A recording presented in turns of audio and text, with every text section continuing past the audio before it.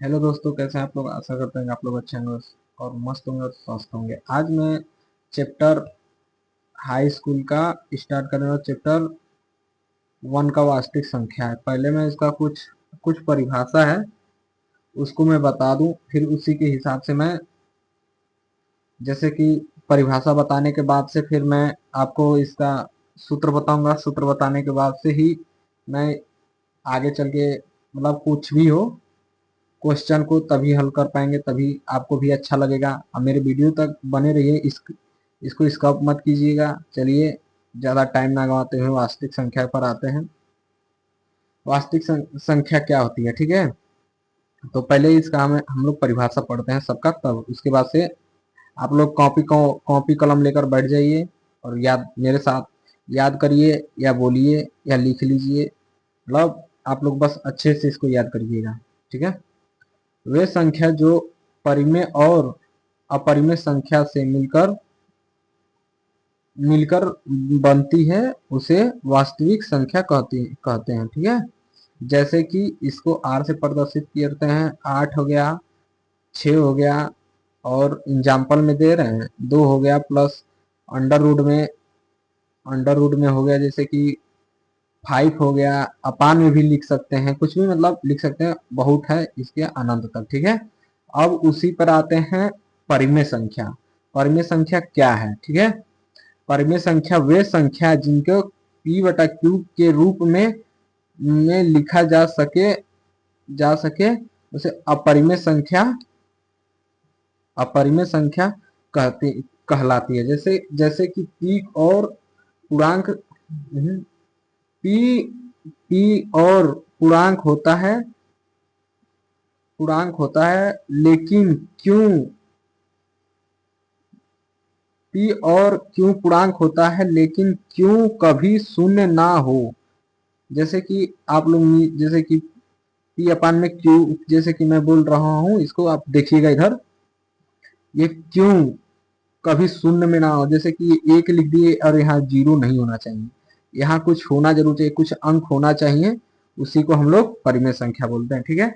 जैसे कि आप देखिए 4 हो गया। अब इसी के अपान में देख लीजिए तो 1 आएगा कि नहीं, बताइए। नहीं होगा, बटे में तो 1 आएगा। देखिए ये हो गया, इसके इसके अपान में 1 हो जाएगा, तब भी हो जाएगा। इसी इसी प्रकार से यहाँ तक 4 हो गया, 1/3 हो गया, 3/4 हो गया, 0 हो गया, 1 हो गया और 10 हो गया, ऐसे अनंत तक होता है, ठीक है। आ जाइए फिर कुछ इस पे परिमेय संख्या किसे कहते हैं, ठीक है। वे संख्या जिन्हें p बटा q के रूप में लिखा जा सके उसे अपरिमेय संख्या कहलाती है।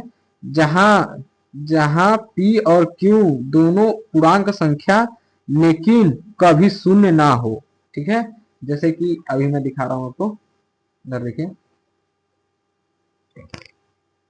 जैसे कि ये देखिए, कभी उसके कोई भी न p या न q, जैसे कि मैं अभी बता रहा हूँ, जैसे कि मैंने बोला था, ये ये देखिए, यहाँ पे शून्य ना हो और यहाँ पे भी शून्य ना हो, बटे में शून्य ना हो, ना ऊपर हो, उसे हम लोग क्या बोलते हैं, अपरिमेय संख्या, ठीक है। जैसे कि अंडर रूट में हो गया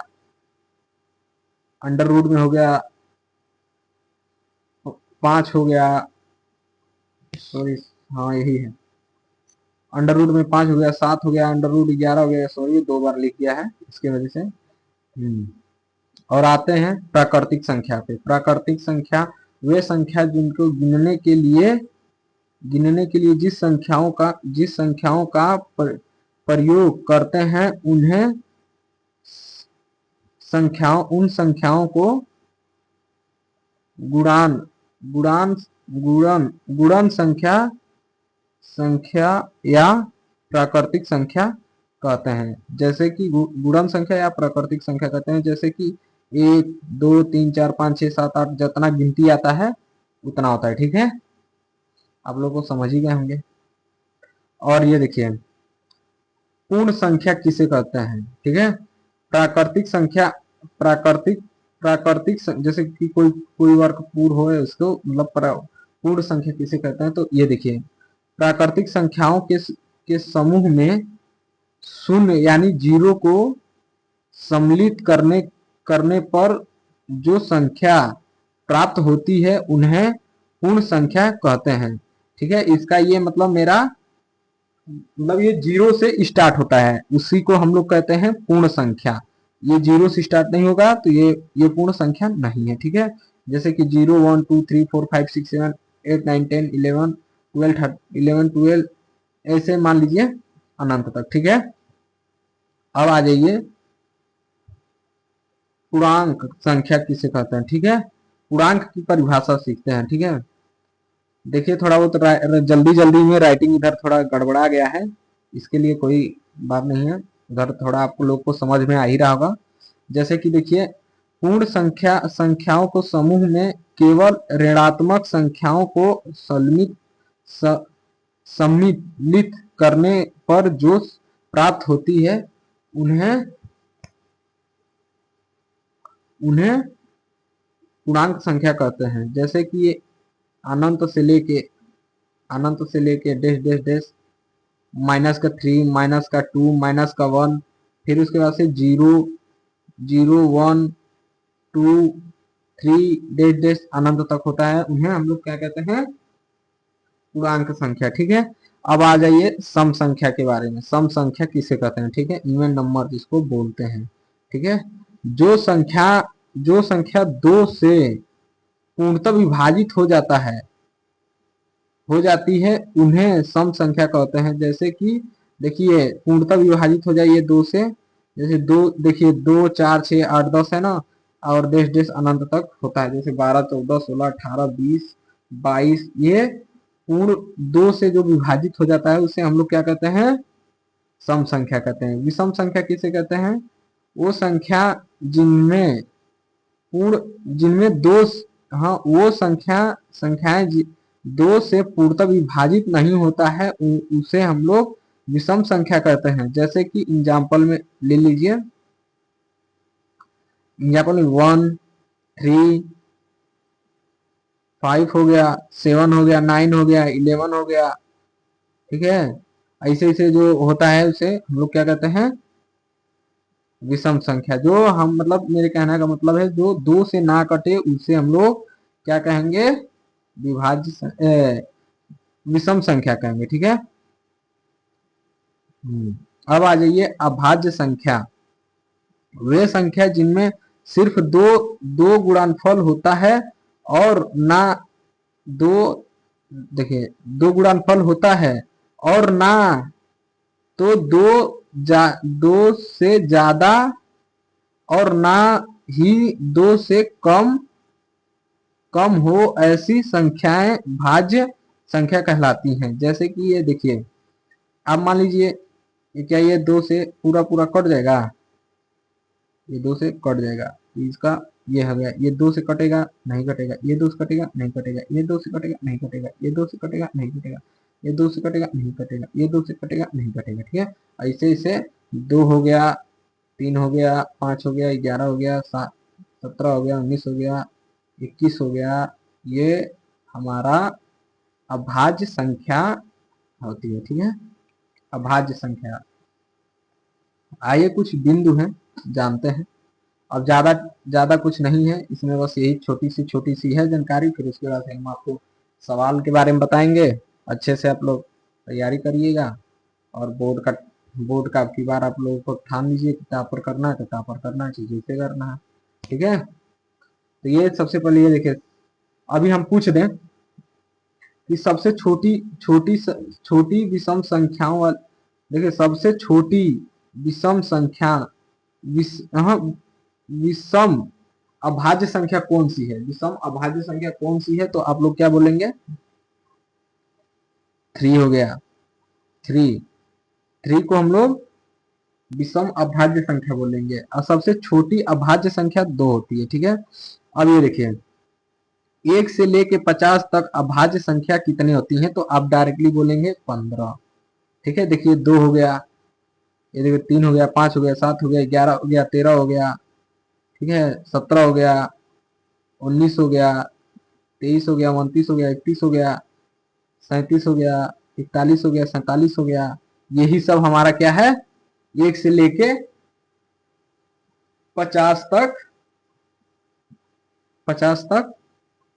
अभाज्य संख्या। ठीक, अब 50 से लेके 100 तक, ये सॉरी यहाँ 0 नहीं लिखा है, यहाँ 50 से लेके 100 तक अभाज्य संख्या कितनी होती है? 10। देखिए 10, कभी कोई ये क्वेश्चन में बहुत आता है, बहुत आता है कि अभाज्य संख्या कितने होते हैं, बहुविकल्पी में डाल देता है। ठीक है, अभाज्य संख्या कौन सी होती है, विषम संख्या कौन सी होती है, ऐसे से जो ये डिफिनेशन पढ़ाए, मतलब ये जो परिभाषा पढ़ाए हैं, आप लोगों को अच्छी तरीके से इसको लर्न कर लीजिए और लिख लीजिए। और ये पक्का 100% है कि एक दो नंबर इसमें से पक्का फंसाता है ये। ठीक है, तो इसके बाद ये है, आइए फिर कौन सा है, 50 से 100 तक यही हो गया पूरा। ठीक है, अब ये भाज्य संख्या जिन, हाँ वे संख्या जिन्हें दो से ज्यादा गुणनफल होता गुणनखंड हो तो उसे भाज्य संख्या कहते हैं। जैसे कि ये देखिए, इसको हम 2 से काटेंगे तो 2 बचेगा, इससे दो से काटेंगे तो 2 3 6 हो जाएगा, जैसे कि ये 2 से काटेंगे तो 4, ये बच रहा है ना, यानी ये भाज्य संख्या है। ठीक है, 4 हो गया, 6 हो गया, 8 हो गया, यहाँ सॉरी यहाँ 10 हो गया, ये गलती हो गया, 10 हो गया, ऐसे करके ये होता है। ठीक है, अब आ रही है मोस्ट इम्पोर्टेंट के बारे में, इसके बारे में ये सूत्र है, थोड़ा सा है बस इसका सूत्र, बस इसी पर आभारी, मतलब पूरा क्वेश्चन ही हल होता है। ठीक है, तो मोस्ट इम्पोर्टेंट ये सवाल है। ठीक है, सबसे पहले हम लोग आपको बता दूं, ये देखिए ए बराबर क्या होता है, देखो ये ए बराबर B Q plus B into Q plus R होता है, जहां इसका 0 से जिधर ज्यादा होता है उधर की ये मुंह होता है। जैसे कि ये बी देख लीजिए, आर से बड़ा है तो ये हो गया। ठीक है,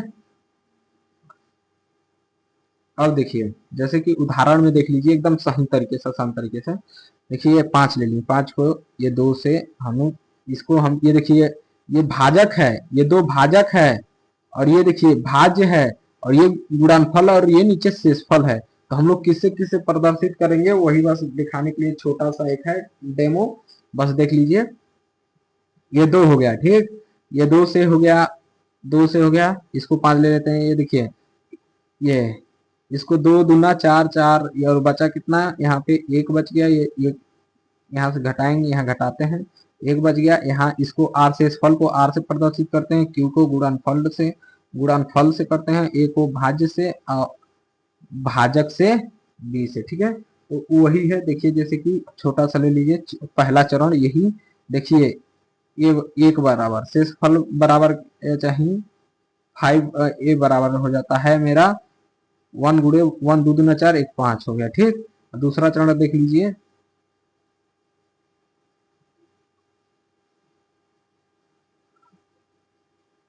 1 गुणे 2 प्लस 1 0, इसको मतलब ये वाला है, देखिए ये 1 हो गया, ये गुणे 2 हो गया, और ये प्लस का, यहाँ प्लस का होता है तो यहाँ कुछ है नहीं है ना, 0 को सब कट गया तो 0 होगा ना, 0 हो गया। ठीक है, इसका इसका मेन मतलब होता है, अतः इसका एच सी एफ बराबर 1 होता है, मेन यहाँ से ये देखिए एच सी एफ बराबर होता है 1। ठीक है, ये भाज्य मेन सूत्र इम्पोर्टेंट, ये इसमें है इम्पोर्टेंट, ये भाज्य बराबर क्या होता है, भाजक गुणे भागफल प्लस शेषफल। ठीक है, जैसे कि भाजक को मैंने अभी आपको यही इसमें ही बताया था, भाज्य को मैं हम लोग किससे किससे प्रदर्शित करते हैं, ए से, देखिए वही है, ये हो गया। ठीक, इसी प्रकार से ये हो गया, जैसे कि बी भाजक से क्यू, ये प्लस का 1। ठीक है, यानी दो संख्याओं को गुणनफल एच सी एफ गुणे एल सी एम, मतलब दोनों यही होता है, या इसको प्रथम सम संख्याओं द्वितीय का संख्या के H C F into L C M. ठीक है, ये मेरा मतलब ये रहा इतना तक सूत्र। ठीक, आपको मैं अब इसका क्वेश्चन का हल करवाऊंगा आपके इस वीडियो में इतने ही तक। नेक्स्ट वीडियो आपको मैं जरूर दिखलाऊंगा, पक्का मैं इसमें आपको सवाल लगाने मेरे वीडियो तक, इसमें ये तो परिभाषा था आपको, अच्छा हमको पता होगा कि आपको सही लग नहीं रहा होगा, क्योंकि परिभाषा किसी किसी को सही लगता है, किसी को नहीं, क्योंकि हम भी पढ़े भी हैं, इसीलिए परिभाषा थोड़ा वो लगता है। और इतना से सूत्र याद कर लीजिए, इससे हम बहुत अच्छे से आपको ये नेक्स्ट वाला वीडियो जो आपको डालूंगा, इससे आप वो कर लीजिएगा, बहुत अच्छे देखिएगा जरूर कहाँ से ये मैं बहुत इसको अच्छे से बताऊंगा। ठीक है, जय हिंद, जय भारत।